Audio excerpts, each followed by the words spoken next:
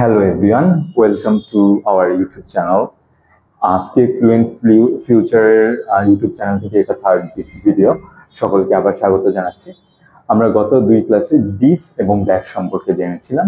This হচ্ছে THIS this এবং THAT that, এই দুইটা সম্পর্কে জেনেছিলাম।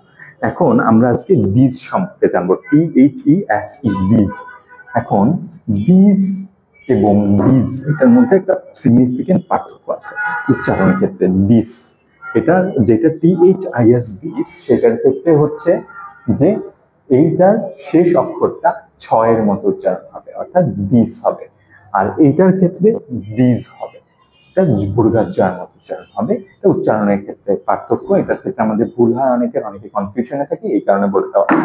আচ্ছা, দিস ব্যবহার করার ক্ষেত্রে আমাদেরকে দুইটা শর্ত পূরণ করতে হবে। একটা হচ্ছে এই জিনিসগুলো প্লুরাল হইলে, কোনো কিছু প্লুরাল হইলে, একের অধিক হইলে, এবং যদি কোনো কিছু আমাদের থেকে কাছে থাকে, নিয়ার টু আস হয়, তখন আমরা দিস ব্যবহার করতে পারি।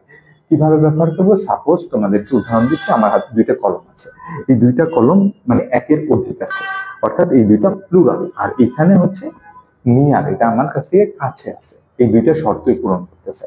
সো আমরা যদি এখন এটা দিয়ে একটা লাইন ক্রিয়েট করতে চাই, দেখো এই এইখানে একটা লাইন লিখেছি আমি, দিস আর পেন্স, এগুলো হচ্ছে কলম। এইভাবে আমরা এই দুইটা কলমকে এক্সপ্লেন করতে পারবো। So this are pens. আচ্ছা, সকলকে ধন্যবাদ। সকলে ভালো থাকবেন, সুস্থ থাকবেন এবং ফ্লুয়েন্ট ফিউচারের পাশেই থাকবেন।